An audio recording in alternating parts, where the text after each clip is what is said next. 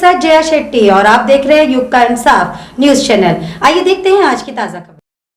प्रदेश कांग्रेस अध्यक्ष जीतू पटवारी के खिलाफ एफआईआर के विरोध में कांग्रेस ने मंगलवार को अशोकनगर में न्याय सत्याग्रह आयोजित किया, जिसमें गुना, अशोकनगर, मुंगावली से लेकर ग्वालियर, शिवपुरी सहित मध्य प्रदेश के विभिन्न जिलों से कांग्रेस कार्यकर्ताओं ने हिस्सा लिया।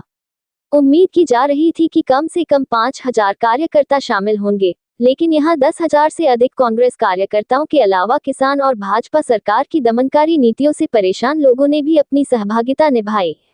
अशोकनगर की पुरानी गल्ला मंडी में हुई जनसभा में जहां प्रदेश कांग्रेस अध्यक्ष जीतू पटवारी ने ट्रैक्टर पर सवार होकर प्रवेश किया, वहीं प्रदेश प्रभारी हरीश चौधरी उनके सारथी बने। यहां कांग्रेस नेताओं ने इस एफआईआर को उत्पीड़न बताते हुए अधिकारियों पर सत्ताधारी दल के दबाव में काम करने का आरोप लगाया तथा यहां के सांसद एवं केंद्रीय मंत्री ज्योतिरादित्य सिंधिया का नाम लिए बगैर ही खड़े हाथों लिया और उन्हें देश का गद्दार साबित करने में कोई कसर नहीं छोड़ी। सत्याग्रह के मंच से हो जीतू पटवारी, नेता प्रतिपक्ष उभंग सिंधार, प्रदेश प्रभारी हरीश चौधरी, पूर्व मुख्यमंत्री दिग्विजय सिंह, विधायक जयवर्धन सिंह सहित प्रदेश कांग्रेस के नेताओं कार्यकर्ताओं की गिरफ्तारी की गई। वहीं से उन्हें रिहा किए जाने की घोषणा भी हो गई।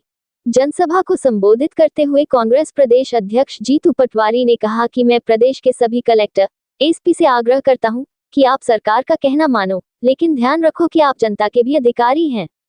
कांग्रेस कार्यकर्ताओं के घर तोड़ने की धमकी दी जाती है, अब हम यह नहीं होने देंगे। पटवारी ने कहा कि हम पीड़ित, दलित, शोषित की आवाज उठाते हैं तो उसको कुचलने का प्रयास किया जाता है। 1208 दिन बाद प्रदेश में कांग्रेस की सरकार बनेगी। कांग्रेस के प्रभारी हरीश चौधरी ने कहा कि जहां भी अत्याचार, अन्याय होगा कांग्रेस पीड़ित के साथ खड़ी होगी। गौरतलब है कि अशोकनगर के मूरा निवासी गजराज लोधी नाम के एक युवक ने सरपंच पर मारपीट कर मेला खिलाने का आरोप लगाया था। 25 जून को गजराज और उसका भाई उर्छा जाकर जीतू पटवारी से मिले। उसके बयान का एक वीडियो जीतू पटवारी ने इंटरनेट मीडिया पर साझा किया। गजराज ने कलेक्टर को एक आवेदन दिया, जिसमें कहा कि उसे लालच देकर पटवारी ने वह वीडियो बयान दिलवाया था। इस पर पुलिस ने स्वतः संज्ञान लेकर कांग्रेस अध्यक्ष के लिए एफआईआर दर्ज कर लिया था। पूर्व मुख्यमंत्री दिग्विजय सिंह ने कहा कि उन्होंने पुलिस को इतना घबराया हुआ कभी नहीं देखा। 50 साल की राजनीति में ऐसा केस नहीं देखा जहां पुलिस के पास कोई शिकायतकर्ता नहीं पहुंचा। उन्होंने आरोप लगाया कि दबंगों पर मारपीट कर मेला खिलाने की शिकायत करने वाला 3 दिन से गायब है। वे मुंगावली थाना पहुंचकर उसकी गुमशुदगी की रिपोर्ट करेंगे। मंगलवार सुबह आसपास के जिलों में पुलिस ने बैरियर लगाकर कांग्रेस नेताओं वीडियोग्राफी कर वाहनों की तलाशी तक ली। इसे लेकर कई जगह नोक झोंक की नौबत भी आई। नेता प्रतिपक्ष उमंग सिंधार को गुना हनुमान मंदिर के पास रोका गया। बाद में वे खुद खड़े होकर कांग्रेस नेताओं की गाड़ियों को आगे बढ़ाते देखे गए।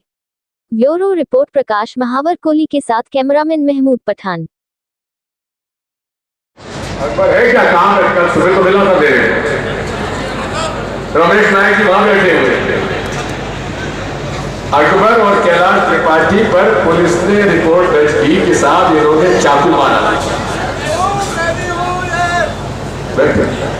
अकबर बैठे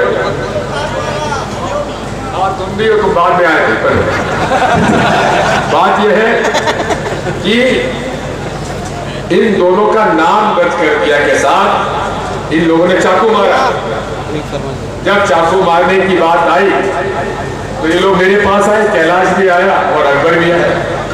ये रमेश नायक जी ताकीद करेंगे इस बात पे। तो मैंने कहा चलो कल मैं अशोकनगर आता हूँ। मैं थाने पे गया और थाने पर मैंने लिख लिया, थाना प्रभारी जी ये चाकू दिग्विजय सिंह ने मारा है, आप मेरा नाम दर्ज कर लीजिए, मुझे गिरफ्तार कर लीजिए।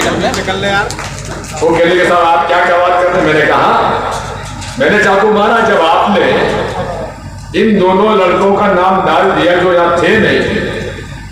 उस पर यदि आपने चाकू मारने का अपराधी भान आपने ढूंढ लिया तो मैं तो स्वयं हाजिर हूं थाने में, आपके अरेस्ट कर। उन्होंने कहा कि आप मुझे माफ कर दो और दोनों को वहां से छोड़ दिया।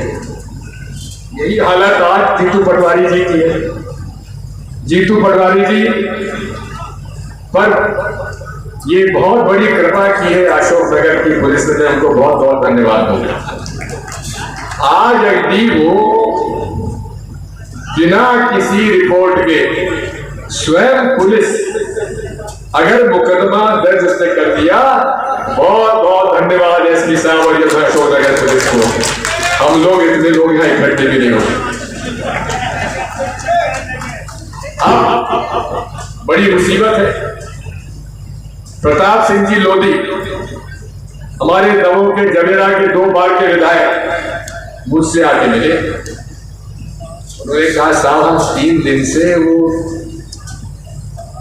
दोनों बच्चों को ढूंढ रहे हैं, वो भी गायब है। उनकी माता पिता शिकायत करने के लिए वो भी गायब है। तो मैंने कहा तो बड़ा गंभीर विषय है। जो शिकायत करता थे वे गायब है, और जिन दबंगों ने यह कृत्य किया, सही है गलत मैं नहीं जानता, लेकिन जन सुनवाई में उनका वीडियो है कि साहब हमारे साथ किया है।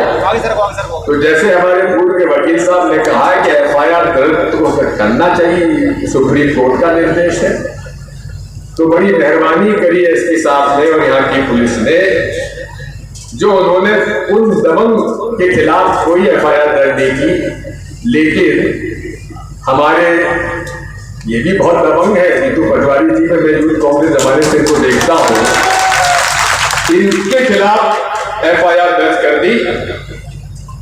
अब मैंने ये तय किया है कि मुंगावली थाना में जाऊंगा, लेकिन उसके पहले उस गांव में जाऊंगा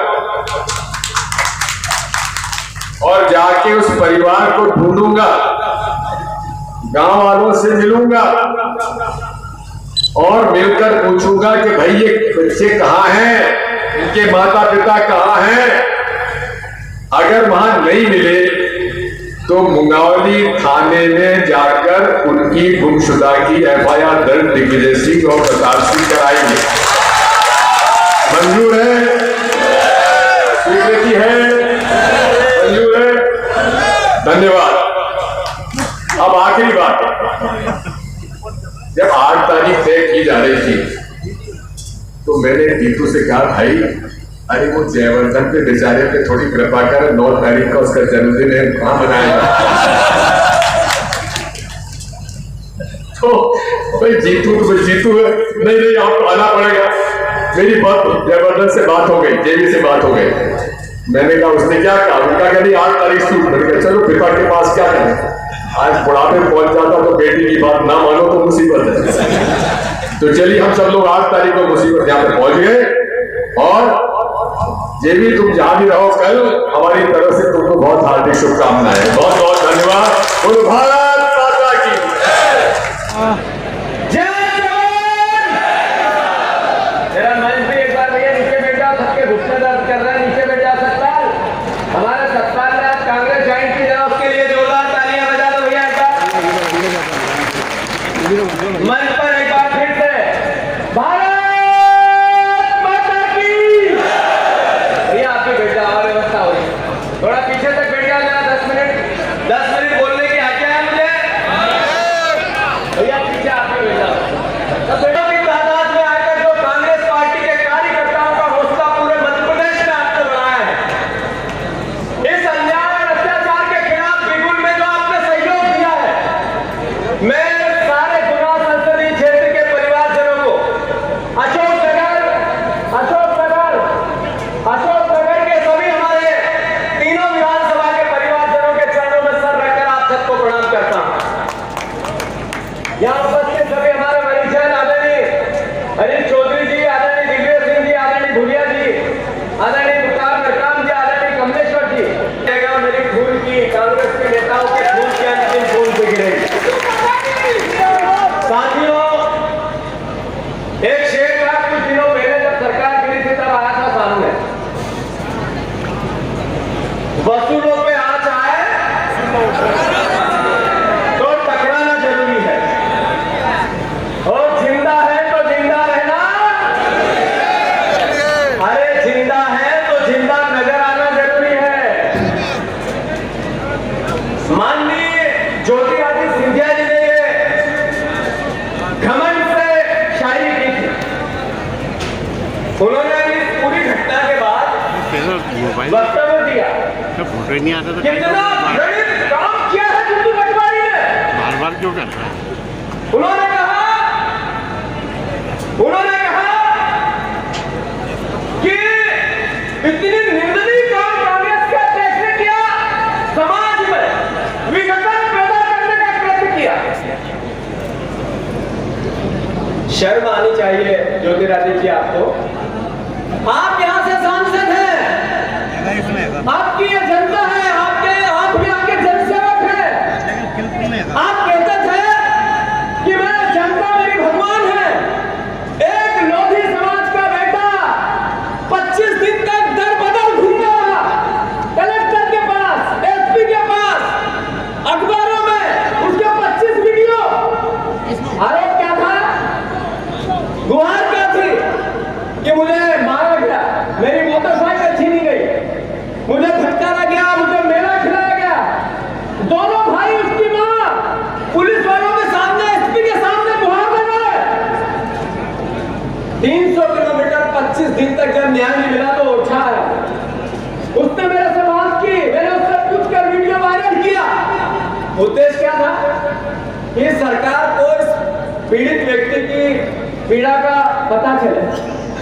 मैं पहले जिंदगी में लोधी जी से नहीं मिला, गजराज से, उसके भाई से कभी नहीं मिला, उसके बाद भी नहीं मिला। जितनी देर वीडियो उतनी देर की मेरी मुलाकात। मैंने कलेक्टर से जब बात की तो सीधा खड़ा रहे यार, बार बार सीधा। मैंने वीडियो सोशल मीडिया पर डाला तो उस बच्चा बालिग बच्चा उससे पूछ के डाला, स्टैंड से बना लो, कोई गलती की मैंने? एक बात फिर से बताओ, कोई गलती की मैंने? ये FIR 100 करो, 1000 करो। कांग्रेस पार्टी का एक कार्यकर्ता एक कदम भी पीछे नहीं है। ये लड़ाई मुझ पर FIR की है ही नहीं, ये लड़ाई है राहुल गांधी के उस विचार की, जहां दलितों के साथ, शोषितों के साथ अन्याय अत्याचार होगा। कांग्रेस का कार्यकर्ता अपनी जान लड़ा देगा। सही है कि गलत? अब बात आई उमा भारती जी, लोधी जी की, हमारे प्रहलाद पटेल जी। एक आपके समाज का आप फख्र करते हो। राजगढ़ में आदरणीय प्रहलाद पटेल आए थे कुछ समय पहले, समाज का कार्यक्रम बता रहे थे, जबकि राजनीतिक कार्यक्रम था। लोगों ने आवेदन दिया, उन्होंने कहा जो आवेदन देता है वो भिखारी। हमने उस मुद्दे को टेकअप किया, याद दिलाया सरकार को कि जनता अपना हक मांगती है, भीख नहीं मांगती। सही है कि गलत? पर प्रहलाद पटेल जी, जिस समाज की आपने दुहाई दी, उस समाज के बेटे को मेला खिलाया गया और आप एक शब्द नहीं बोले। उमा भारती जी इतनी धार्मिक महिला है, सम्मानित है, हमारे प्रदेश की पूर्व मुख्यमंत्री, मैं उनकी इज्जत करता हूं। पर आपने तो कुछ सवाल करने थे। प्रहलाद पटेल जी नर्मदा परिक्रमा वासी, उनने तो एक बात तो पूछना था कलेक्टर से कि ये गलती क्यों हुई। उनने एक बात तो सवाल करना था कैबिनेट में। मुझे दुख है कि ये जब सत्याग्रह था, ये सत्याग्रह न्याय का, मुझे आशा थी कि वो भी प्रतिक्रिया देंगे। एक शब्द नहीं बोले। मैं फिर से उनसे आग्रह करता कि आप लोधी समाज पर अत्याचार हो तब नहीं बोलो, जिस समाज ने आपको सर माथे पे बिठा के सरताज बनाया तब नहीं बोलो, तो फिर कब बोलोगे? मैंने अपने वक्तव्य में कहा जात पात की बात नहीं, ये अपराधी किसी जाति या किसी धर्म का नहीं होता है। अपराधी अपराधी होता है, व्यक्ति होता है। पर मेला खिलाने जैसा कृत्य ये तो भैया पाषाण युग में होता होगा, कल युग में तो नहीं हो सकता है। अब कलेक्टर साहब, एसपी साहब, मैं पूरे मध्य प्रदेश के अधिकारियों को चेताना चाहता हूं कि सर्विस बुक का एक रूल है, फिर से पढ़ो, उस किताब को फिर से अध्ययन करो। कानून की संविधान की शपथ लेते हो, उसका ध्यान करो और फिर कलम चलाने से पहले उस विचार को जियो। कलेक्टर आप बनो, आपको हमारी शुभकामनाएं, आपको जिला मिले, हमारी शुभकामनाएं। पर एक लक्ष्मण रेखा, सरकार के तोते बनने से पहले उस लक्ष्मण रेखा का ध्यान रखें। मैं सभी जिले में